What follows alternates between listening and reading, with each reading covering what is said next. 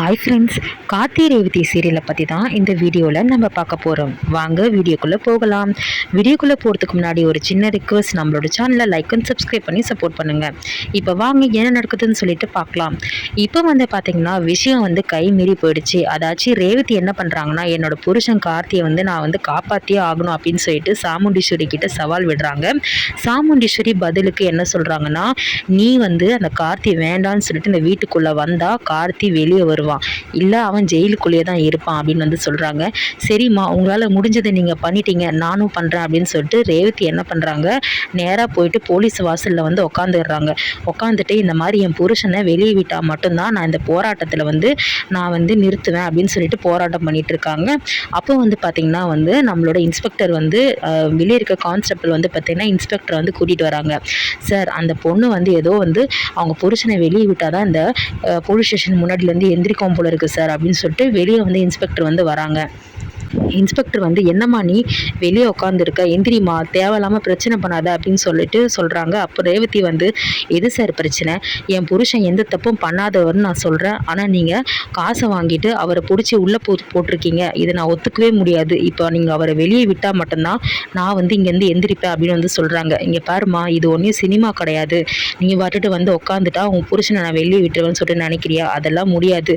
அவன் மேலே எஃப்ஐஆர் போட போகிறோம், நீ முடிஞ்சதை பார்த்துக்கோ, நீ என்ன தான் போராட்டம் பண்ணாலும் சரி, அவரை என்னால் வெளியே விட முடியாது அப்படின்னு சொல்லிடுறாரு போலீஸ்காரங்க. அப்போது சரிங்க சார், நீங்கள் விட்டால் மட்டும்தான் நான் எந்திரிப்பேன்னு சொல்லிட்டு ரேவதி ஸ்ட்ரிக்டாக சொல்லிடுறாங்க.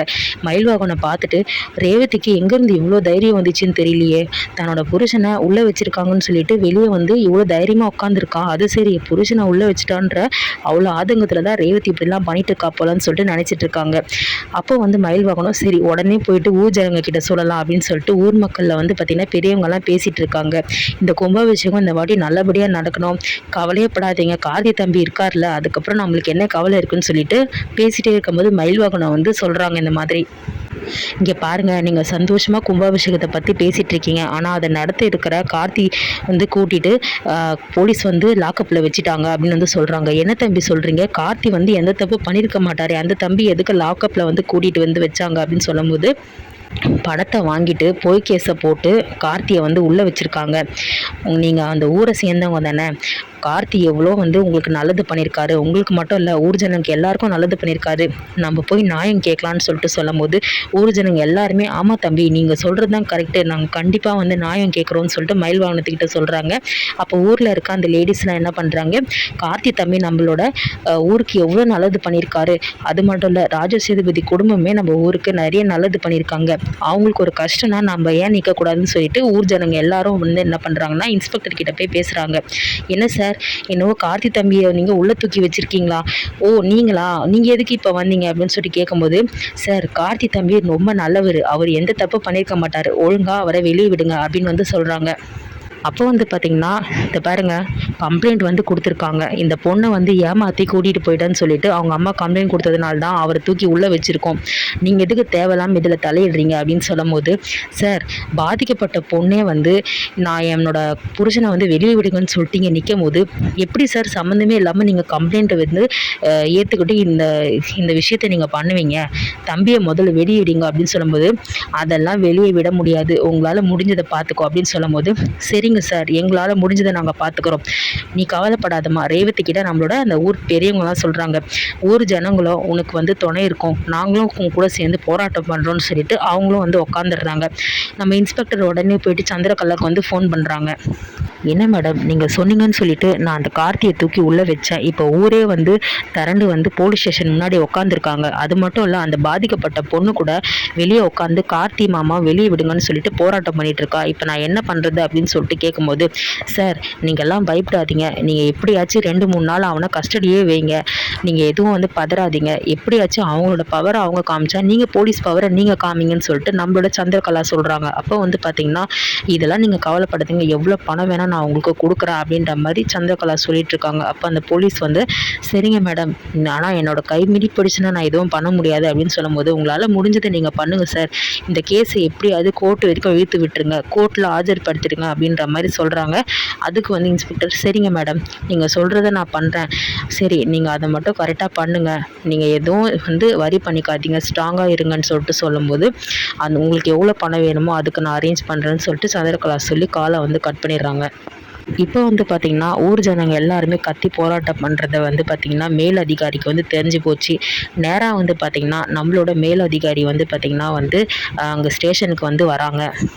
மேலதிகாரி வர்றதுக்கு முன்னாடி அப்போ வந்து சந்திரகலா என்ன சொல்லியிருக்காங்கன்னா இன்ஸ்பெக்டர் கிட்ட, அவங்களோட பவரை காமிச்சா நீங்கள் உங்கள் போலீஸ் பவர் உங்ககிட்ட இல்லையா, அதை நீங்கள் காமிங்கன்னு சொல்லும் போது எல்லாரையும் அடித்து லட்டியில் வந்து அடித்து வெளியே வந்து விரட்டுங்க, அவங்க வந்து இங்கே இருக்கக்கூடாது அப்படின்னு சொல்லிட்டு சொல்லும் போது என்னோட போலீஸ் பவரை வந்து பார்த்திங்கன்னா வந்து அந்த இன்ஸ்பெக்டர் வந்து காட்டுறாங்க. அப்போ வந்து பார்த்திங்கன்னா வந்து எல்லாரையும் வந்து லட்டியால் வந்து அடிக்கிறாங்க. ஊர் ஜனங்க எல்லாரையுமே ரேவதி எதுக்கு அடிக்கிறீங்க அப்படின்னு சொல்லிட்டு கேட்கும் போது என்னன்னு எதிர்த்து பேசுறியா அப்படின்னு சொல்லிட்டு ஒரு கான்ஸ்டபிள் என்ன பண்ணுறாங்க, ரேவதியோட மண்டையில் வந்து அடிச்சிடுறாங்க. அவங்க ரேவதிக்கு வந்து ரத்தமாக வந்து ஊற்றுது. அப்போ கூட வந்து என் மாமாவுக்கு வந்து நியாயம் கிடச்சே ஆகணும், கார்த்தி மாமா வெளியெடுத்தே ஆகணும்னு சொல்லிட்டு போராட்டம் பண்ணிட்டு இருக்காங்க. அந்த கலவரம் வந்து தெரிஞ்சுக்கிட்டு அந்த இன்ஸ்பெக்டரோட அந்த போலீஸ் ஸ்டேஷனோட மேல் அதிகாரி வந்து வராரு.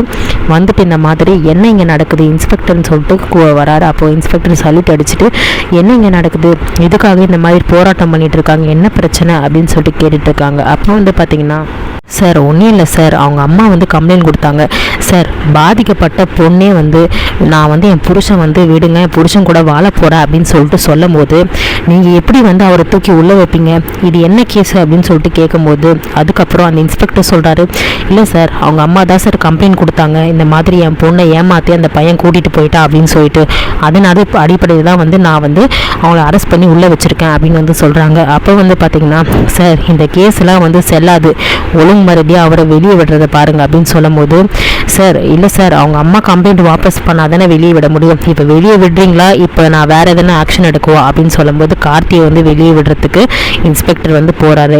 அப்போ வந்து பார்த்திங்கன்னா வந்து வெளியே வந்து கார்த்தி வந்து வந்துட்டாரு.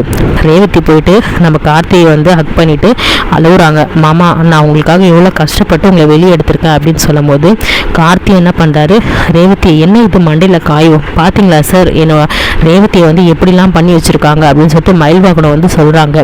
எப்படி உங்களுக்கு இந்த மாதிரி இவ்வளோ தைரியம் வந்துச்சு, நீங்கள் எப்படி இவ்வளோ சட்டத்தை நீங்கள் கையில் எடுப்பீங்க, இந்த பொண்ணு மண்டையை அடிக்கிற அளவுக்கு உங்களுக்கு என்ன அவ்வளோ ஆத்திரம் வந்துச்சு, என்ன இன்ஸ்பெக்டர் எதனா பணம் வாங்கிட்டு இப்போ எல்லாம் பண்ணுறீங்களா அப்படின்னு சொல்லிட்டு சொல்லும்போது மயில்வாகனம் ஆமாம் சார் அவங்க வந்து காசு வாங்கிட்டு தான் இப்படிலாம் பண்ணுறாங்க, நீங்கள் சும்மா விடாதீங்க, இவர் மேலே கண்டிப்பாக ஆக்ஷன் எடுங்க அப்படின்னு சொல்லிட்டு மயில்வாகனம் வந்து சொல்கிறாங்க. இப்போ வந்து இந்த பாருங்கள் இனிமேல் இந்த மாதிரி நடக்காமல் பார்த்துக்கோங்க, அந்த தம்பி மேலே இனிமேல் நீங்கள் ஆக்ஷன் எடுக்கணும்னா என்னை கேட்டு மட்டும்தான் எடுக்கணும் அப்படின்னு வந்து சொல்கிறாங்க. சரி ஓகே உங்கள் அம்மா கேஸ் கொடுத்ததை நாங்கள் கோர்ட்டில் வந்து சப்மிட் பண்ணிடுறோம், நீங்கள் அங்கே போய் பார்த்துக்கோங்க அப்படின்னு வந்து அந்த மேலதிகாரி வந்து சொல்கிறாங்க. அதுக்கு வந்து ரேவதி சரிங்க சார் நாங்கள் கோர்ட்டில் வந்து ஃபேஸ் பண்ண தயாராக தான் இருக்கோம், ஆனால் எங்கள் மாமாவை இந்த மாதிரி பிடிச்சி உள்ளே வச்சதுக்கு அவர் பதில் சொல்லி ஆகணும் அப்படின்னு சொல்லும் போது சரிம்மா அதையுமே நம்ம கோர்ட்டில் சொல்லி என்ன பண்ணுறதுன்னு சொல்லிட்டு யோசிக்கலாம் அப்படின்னு சொல்லிட்டு சொல்கிறாங்க. இப்போ வந்து பார்த்திங்கன்னா கார்த்தியை வெளியே விட்டுட்டாங்க. கார்த்தி வந்து வெளியே வந்ததும் ரேவதியை பார்த்து அதிர்ச்சியாகி நிற்கிறாரு. இப்போ இன்ஸ்பெக்டரால் எதுவுமே பண்ண முடியல, கார்த்தியை வெளியே விட்டுட்டோம் அப்படின்னு சொல்லிட்டு இப்போ வந்து பார்த்தீங்கன்னா நம்மளோட சந்திரகலாவுக்கு வந்து ஃபோன் பண்ணுறாரு. மேடம் மன்னிச்சிடுங்க மேடம், என்னால் இதுக்கு மேலே எதுவும் பண்ண முடியல, அந்த பொண்ணு போராட்டம் பண்ணி அது மட்டும் இல்லை கான்ஸ்டபிள் தெரியாமல் அவர் மண்டையில் வந்து கோவத்தில் அடிச்சிட்டாரு, அந்த பொண்ணுக்கு மண்டையிலேருந்து ரத்தம் வர வந்துருச்சு, அது மட்டும் இல்லை என்னோட மேலதிகாரி வந்து அவங்க தூரம் வரைக்கும் இந்த பிரச்சனை வந்து போயிடுச்சு, அவர் வந்து இந்த கேஸ் வந்து எடுப்படாது, ஒழுங்கு மரியாதை கார்த்தியை வந்து வெளியே விடுங்கன்னு சொன்னதுனால நான் வேறு வழி இல்லாமல் நான் வெளியே விட்டுட்டேன், இதுக்கு மேலே என்னால் பிடிச்சி உள்ளே வைக்க முடியல மேடம், என்னை மன்னிச்சிருங்க அப்படின்னு சொல்லிட்டு சொல்லும் போது சந்திரகலா திட்டுறாங்க, சே ஒரு சின்ன விஷயத்த கூட உங்களால் பண்ண முடியல, அவ்வளோ பணத்தை வாங்கினீங்க, இன்னமும் பணம் கொடுக்குறேன்னு சொல்லி கூட உங்களால் ஒரு சின்ன விஷயத்த கூட பண்ண முடியல அப்படின்னு சொல்லிட்டு சொல்லும் போது மன்னிச்சிடுங்க மேடம், மேலதிகாரி ப்ரெஷர், எனக்கு வேறு எதுவும் வந்து சொல்ல தெரியல அப்படின்னு சொல்லும் போது வேங்க ஃபோனுன்னு சொல்லிட்டு கோவத்தில் வச்சுட்டாங்க. அப்போ வந்து சாமுண்டீஸ்வரி கிட்ட போய் சொல்கிறாங்க, அக்கா நம்ம தோற்று போய் நிற்கிறோம்க்கா திருப்பி அப்படின்னு சொல்லும் போது என்ன சந்திரா சொல்ல, அந்த கார்த்தி வெளியே வந்துட்டான் அப்படின்னு சொல்லிட்டு சொல்லும் போது என்ன சந்திரா சொல்கிற, நம்ம தான் அந்த இன்ஸ்பெக்டர் கிட்ட ஸ்ட்ராங்காக சொல்லி பணத்தெல்லாம் கொடுத்துட்டு வந்தோமே அப்புறம் எப்படி வெளியே விட்டான் அப்படின்னு சொல்லும்போது உன் பொண்ணு போராட்டம் பண்ணி எப்படியோ அந்த கார்த்தியை வெளியே எடுத்துட்டான், அந்த கார்த்தி வந்து இந்த மாதிரி போராட்டம் பண்ணுறத வந்து ஊர் ஜனங்கள்லாம் பார்த்துட்டு அவங்களும் ஒன்று சேர்ந்துட்டாங்க, அதனால் இந்த விஷயம் மேல் அதிகாரி வரைக்கும் போயிடுச்சு, இந்த கேஸை நீங்கள் எப்படி வந்து எடுத்து நீங்கள் வந்து இந்த மாதிரி வந்து அரெஸ்ட் பண்ணுவீங்க அப்படின்னு சொல்லிட்டு கேட்டு கார்த்தியை இப்போ வெளியே விட்டுட்டாங்களாம், எல்லாத்துக்கும் காரணம் உன் பொண்ணு தான், அந்த கார்த்தியை உள்ளே வச்சு ரேவதியை வீட்டுக்குள்ளே கொண்டு வரலான்னு பார்த்தேன். ஆனால் இப்போது எல்லாமே சுக்குநூறாக உடஞ்சி போச்சு. இதுக்கு மேலே என்ன தான் பண்ணுறது சந்திரா? அக்கா, இந்த விஷயம் கோர்ட்டு வரைக்கும் போயிடுச்சு. நம்ம பேசாமல் கோர்ட்டில் பார்த்துக்கலாம்க்கா. இதுக்கு மேலே வேறு வழி இல்லை அப்படின்னு சொல்லிட்டு கோர்ட்டில் என்ன நடக்க போகுதுன்னு சொல்லிட்டு வெயிட் பண்ணி பார்க்கலாம். நம்மளோட ப்ரோமோ ரிவ்யூ பிடிச்ச லைக் அண்ட் சப்ஸ்கிரைப் பண்ணி சப்போர்ட் பண்ணுங்கள். தேங்க்யூ.